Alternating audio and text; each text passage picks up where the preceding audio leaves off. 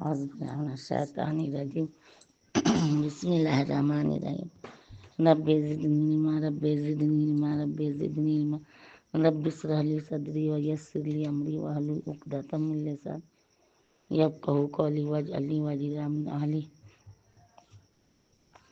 اللہم اغفر لی والمؤمنین والمؤمنات والمسلمین والمسلمات اللہم بارک لی فی ما فی بعد الموت الحمد للہ حمدا کثیرا طیبا مبارکا فیہ اللہم رزقا طیبا علما نافعا وعملا متقبلا۔ اللہ قبول فرما دے غلطی سلطی معاف کرے۔ السلام علیکم ورحمۃ اللہ وبرکاتہ۔ صلی اللہ کے نام سے جو نہایت مہربان بہت رحم والا۔ 7واں پارہ اور سورہ انعام ہی چل رہی ہے ابھی۔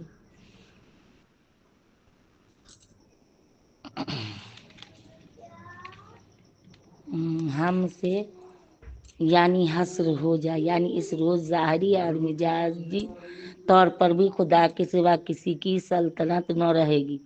جو خدا یہ صفات رکھتا ہے جن کا ذکر ان 2-3 آیات میں ہوا، وہی اس لائق ہے کہ ہم اس کے تابع فرما ہوں، اس کے سامنے انتہائی عبودیت اختیار کرے، ہر آن اس سے ڈرتے رہیں۔ اللہ میرے بھی ڈر، اسی کا ہم کو حکم ہوا جس سے ہم کسی حال منہ نہ موڑ سکتے۔ گزشتہ آیات میں جو توحید کا اس بات، شرک کی نفی اور مسلمانوں کے استعداد کے مایوس کیا گیا تھا، یہاں مہد اعظم حضرت ابراہیم علیہ السلام کے واقعہ سے اسی کی تاکید مقصود ہے، اور ضمناً مسلمانوں کو یہ بھی سمجھانا ہے کہ مکذبین و معاذین کو کس طرح نصیحت و فہمائش کی جائے، کس طرح ان سے علیحدگی اور بیزاری کا اظہار ہونا چاہیے، کس طرح ایک مومن کانت کو خدا پر اور صرف اکیلے خدا پر بھروسہ رکھنا، اسی سے ڈرنا، اسی کا تابع فرمان ہونا چاہیے۔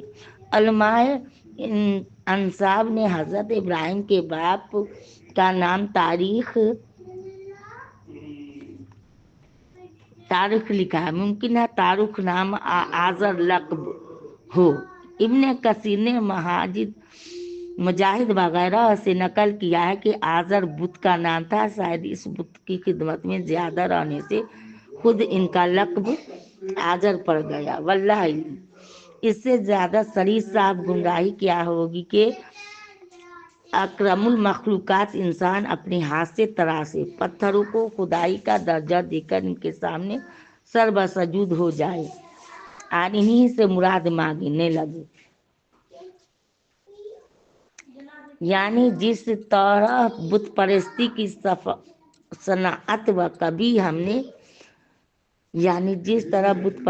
کی صنعت و کبھی ہم نے ابراہیم پر ظاہر کر کے اس کی قوم کو قائل کیا، اسی طرح الوہیات و تجلیات کی نہایت محکم عجیب غریب نظام ترکیبی کی گہرائیوں پر بھی اس کو مطلع کر دیا، تاکہ اسے دیکھ کر خدا تعالیٰ کے وجود، وحدانیت وغیرہ پر تمام مخلوقات سماوی عارضی کی محکمانہ عجز و بیچارگی پر استدلال اور اپنی قوم کی عقیدہ کو کواکب پرستی یا کل سازی کو اعلیٰ درجہ بصیرت رد کر سکے، خود بھی حق الیقین کے اعلیٰ مرتبہ پر فائز ہو۔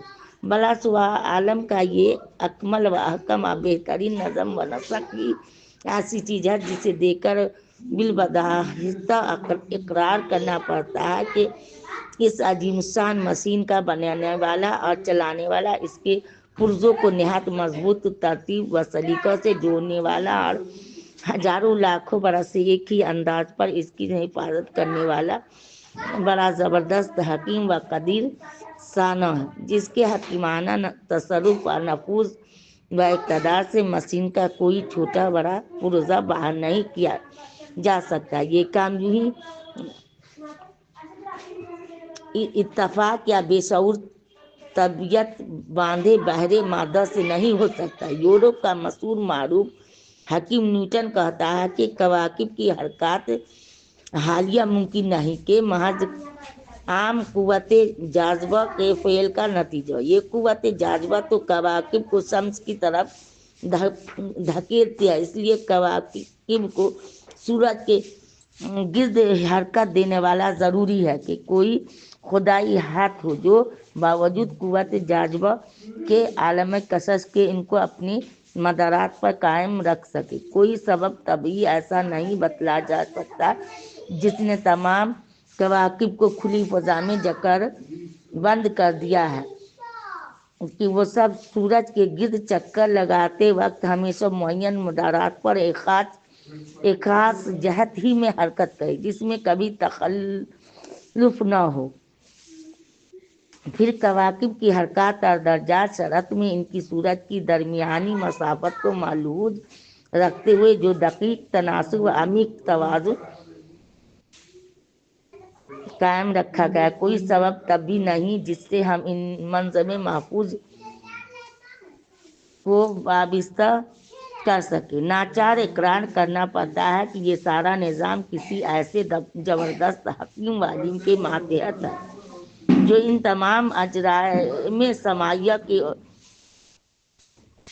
اور ان کی کملیات سے پورا واقف ہے۔ وہ جانتا ہے کہ کس مادہ کی کس قدر مقدار سے کتنی قوت جاذبہ صادر ہوگی، اسی لیے اپنے زبردست اندازوں سے کواکب یعنی کواکب ستارہ سب جو رہا وہیں تو بھائی اور شمس کے درمیان مختلف مسافتیں اور سورج چاند اور حرکت کے مختلف مدارج مقرر کیے ہیں کہ ایک کا دوسرے سے تصادم و تراہم نہ ہو اور عالم ٹکرا کر تباہ نہ ہو جائے، یعنی کہ سب کو جدا جدا اللہ کی قدرت، کوئی سائنسداں کی کوئی کی طاقت نہ ہو۔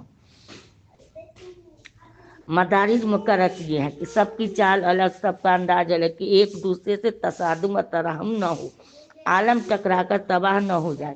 ہر چھوٹا بڑا سیارہ نہایت مضبوط نظام کے تحت معین وقت پر طلوع و غروب ہوتا ہے۔ جب کوئی سیارہ غروب ہو کر دنیا کو اپنی اس فیض و تاثیر سے محروم کر دے جو طلوع کے وقت حاصل تھا، تو نہ اس ستارہ کی اور نہ کسی مخلوق کی قدرت میں ہے کہ ایک منٹ کے لیے سے واپس لے آئے یا غروب سے روک دے۔ یہ سب رب العالمین کی شان ہے کہ کسی وقت بھی کسی قسم کی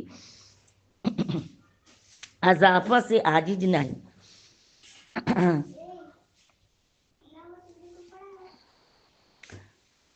سورہ یاسین رکوع 3 کا اتنا آیا تھا۔ الویات کا حال یہ ہے تو سفلیات کا اس سے اندازہ کر لو۔ یہ ہے تکوینی عجائب اور ملکوت السماوات والارض جن کے دیکھنے سے ابراہیم علیہ السلام کی زبان پر لا آفلین انی وجہت وجہ اللہ فطرہ کی بے ساختہ جاری ہو گیا، جو اگلی آیت میں مذکور ہے کہ کما فی قول تعالی کہ انہیں اپنا رب بنا لو۔ کیا ایک مجبور قیدی کی اور بیگاری کو شہنشاہی کی تخت پر بیٹھلانا کوئی پسند کر سکتا ہے؟ باقی ابراہیم علیہ السلام کا ھذا ربی کہنا یا تو استفہام انکاری کے لہجہ میں ہے، یعنی کیا ہے رب میرا، اور یا بطریق تحکم و تبکیت ہے، یعنی یہ ہے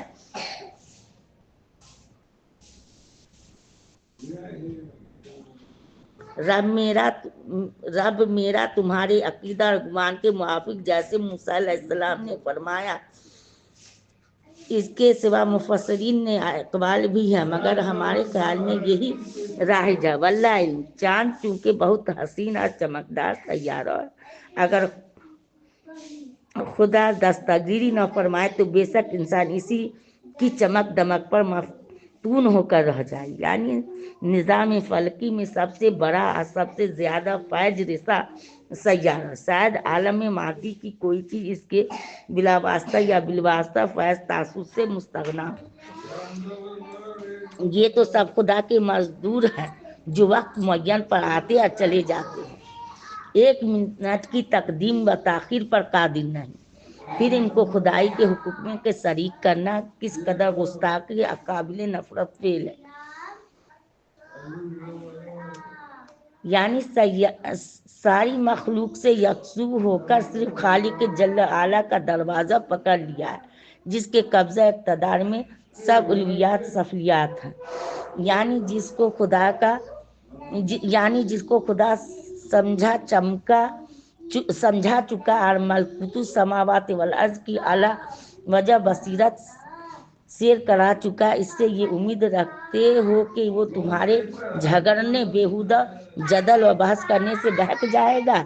کبھی نہیں۔ حضرت ابراہیم کی قوم کہتی تھی کہ تم جو ہمارے معبودوں کی توہین کرتے ہو ڈرتے رہو، کہیں اس کے وبال میں تم معاذ اللہ مجنون اور پاگل نہ بن جاؤ یا اور کسی مصیبت میں گرفتار ہو جاؤ۔ اس کا جواب دیا کہ میں ان سے کیا ڈروں گا جن کے ہاتھ میں نفع نقصان اور تکلیف و راحت کچھ بھی نہیں۔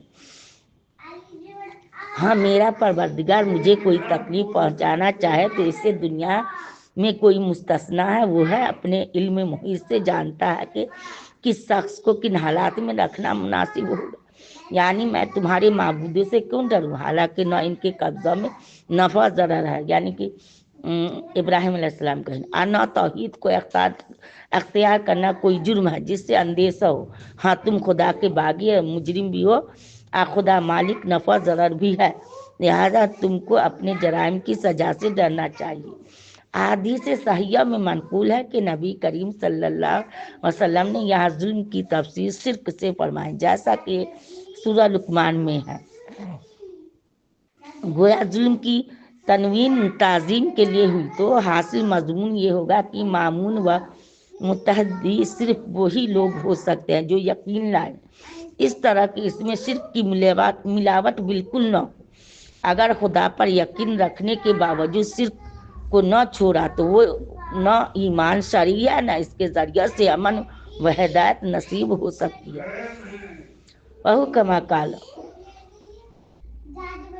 سورہ یوسف رکو بات، چونکہ ایمان شرک کا جمع، ابھی سورہ نام ہی چلا لگی لیکن تھوڑا تھوڑا کہیں پر آ جائے کوئی سورہ سکا، چونکہ ایمان شرک کا جمع ہونا بظاہر مستبید تھا، اس لیے مترجم محقق قدس سرا نے بغیر تفصیل تفہیم ایمان کا ترجمہ یقین سے اور ظلم کا نقصان سے کیا، جو لغت عرب کی عین مطابق ہے۔ کما قال تعالی، ایسے نقصان سے مراد شرک ہی لیا جائے گا، جیسا کہ حدیث میں تصریح ہو چکی ہے۔ خود نظم کلام میں لفظ لبس اس کا قرینہ ہے، اس کی مفصل تحقیق خود مترجم رحمۃ اللہ مقدمہ میں فرما چکے ہیں، وہاں دیکھ لیا جائے۔ یعنی ابراہیم علیہ السلام کو ایسی دلائل قاہرہ دے کر ان کی قوم پر غالب فرمانا، دنیا آخرت میں سر بلند کرنا، اسی علیم حکیم کا کام ہو سکتا ہے جو ہر شخص کے استعداد و قابلیت کو جانتا ہے اور اپنی حکمت سے ہر چیز کو اس کے مناسب موقع مقام پر رکھتا ہے۔ یعنی نہ صرف یہ کہ ہم نے ابراہیم کو ذاتی علم و فضل سے سرفراز کیا، بلکہ بڑھاپے میں اسحاق جیسا بیٹا، یعقوب جیسا پوتا عطا فرمایا۔ یعقوب وہی اسرائیل ہیں جن کی طرف دنیا کی ایک عظیم الشان قوم بنی اسرائیل منسوب ہے، جن میں سے ہزاروں نبی اٹھائے گئے، بلکہ جیسا قرآن میں دوسری جگہ مذکور ہے، ابراہیم کے بعد حق تعالیٰ نے ہمیشہ کے لیے انہی کی نسل میں نبوت اور پیغمبری رکھ دی۔ سبحان اللہ۔ پہلے ابراہیم علیہ السلام کے بعض فروع کا ذکر تھا، اب بعض اصول کو ذکر فرمایا، کیونکہ نوح علیہ السلام حضرت ابراہیم علیہ السلام کے اجداد میں سے ہیں۔ جس طرح ابراہیم علیہ السلام کے بعد نبوت و کتاب کا انحصار سے بھی ان کی ذریت میں کر دیا گیا تھا، اسی طرح نوح علیہ السلام کے بعد نوع انسانی کا انحصار نوح علیہ السلام کی نسل میں ہو گیا۔ گویا طوفان کے بعد وہ دنیا کے لیے آدم ثانی ہوئے۔ ظاہری ملک و سلطنت کے اعتبار سے انبیاء علیہ السلام میں داؤد علیہ السلام ہم رنگ ہیں، اور مصائب و شدائد پر صبر کرنے کے لحاظ سے ایوب علیہ السلام، یوسف علیہ السلام میں خاص مسابقت۔ باقی موسیٰ علیہ السلام، ہارون علیہ السلام کے قریبی تعلقات کی نسبت تو کچھ کہنے کی ضرورت نہیں۔ خود حضرت موسیٰ علیہ السلام نے ہارون علیہ السلام کو بطور اپنے وزیر کے حق تعالیٰ سے طلب کیا تھا۔ مترجم محقق و قدس روح نے ان میں سے ہر دو ناموں کے بعد لفظ کو لا کر شاید اس قسم کی لطائف پر متنبہ فرمایا۔ واللہ علم۔ یعنی اپنے اپنے زمانہ کے جہاں والوں پر، یعنی خالص توحید، معرفت و اطاعت، خدا بندی کا راستہ ہی وہ ہے جس پر حق تعالیٰ اپنے فضل توفیق سے مقبول بندوں کو چلاتا، پھر اس کے صلہ میں حسب استعداد درجات بلند کرتا ہے۔ یہ ہم کو سنایا گیا کہ شرک انسان کے تمام اعمال کو حبط کر دیتا ہے، اور کسی کی تو حقیقت کیا، اگر بفرض محال انبیاء مقربین سے معاذ اللہ ایسی حرکت سرزد ہو تو سارا کیا دھرا کارت ہو جائے۔ اگر مکہ کے کافر یا دوسرے منکرین ان باتوں، کتاب، شریعت اور نبوت سے انکار کرے تو خدا کا دین ان پر موقوف نہیں۔ ہم نے دوسری قوم یعنی مہاجرین اور انصار ان کے اتباع کو ان چیزوں کی تسلیم و قبول، حفاظت و ترویج کے لیے مسلط فرما دیا ہے، جو ہماری کسی بات سے بھی منہ موڑنے والے نہیں۔ اللہ سبحان اللہ، صحابہ کے رضی اللہ کے بارے میں اللہ تعالیٰ برائی ان کی تعریف کرنا۔ تمام انبیاء علیہ السلام عقائد، اصول دین اور مقاصد کلیہ میں متحد ہے، سب کا دستور ایک ہے، ہر نبی کو اسی پر چلنے کا حکم ہے۔ آپ بھی اسی طریق مستقیم پر چلتے رہنے کے مامور ہے۔ گویا اس آیت متنبہ کر دیا گیا کہ اصولی طور پر آپ کا راستہ انبیاء سابقین کے راستہ سے جدا نہیں۔ راہ فروغ کا اختلاف وہ ہر زمانہ کی مناسبت و استعداد کے اعتبار سے پہلے بھی واقع ہوتا رہا اور اب بھی واقع ہو تو مذائقہ نہیں۔ فائدہ، علماء اصول نے اس آیت کے علوم سے یہ مسئلہ نکالا کہ اگر نبی کریم صلی اللہ علیہ وسلم کسی معاملہ میں شرائع سابقہ کا ذکر فرمائے تو اس امت کے حق میں بھی سند ہے، بشرطیہ کہ شارع نے اس پر کلی یا جزوی طور پر انکار نہ فرمایا ہو۔ یعنی اگر تم نہیں مانتے تو میرا کوئی نفع فوت نہیں ہوتا، کیونکہ میں تم سے کسی طرح کا اجر کا طالب نہیں، میرا اجر تو خدا کے یہاں ثابت ہے۔ ہاں، تم نصیحت سے انحراف کر کے خود اپنا نقصان کرو گے۔ سارے جہان میں سے ایک نہیں تو دوسرا نصیحت کو قبول کرے گا، جو انکار کرے گا اسے اپنی محرومی اور بدبختی کا ماتم کرنا چاہیے۔ اللہ معاف رکھے۔ پچھلی رکو میں منصب نبوت اور بہت سے انبیاء علیہ السلام کا نام تذکرہ تھا، یہ کہ نبی عربی صلی اللہ علیہ وسلم بھی توحید و معرفت کی اسی صراط مستقیم پر چلتے رہنے کے مامور ہیں جس پر انبیاء سابقین کو چلایا گیا تھا۔ پیغمبروں کا ہدایت خلق اللہ کے لیے بھیجنا حق تعالیٰ کی قدیم عادت رہی ہے۔ آیات حاضرہ میں ان جاہلوں اور ماندوں کا رد کیا گیا جو بد فہمی، جہل و غباوت یا نبی کریم صلی اللہ علیہ وسلم کی عداوت کے جوش اور غصہ میں بے قابو ہو کر حق تعالیٰ کی اس صفت ہی کا انکار کرنے لگے کہ وہ کسی انسان کو اپنی وحی مکالمہ خاص مصرف فرمائے، گویا انزال کتب و ارسال رسول کے سلسلہ ہی کے سرے سے نفی کر دی گئی۔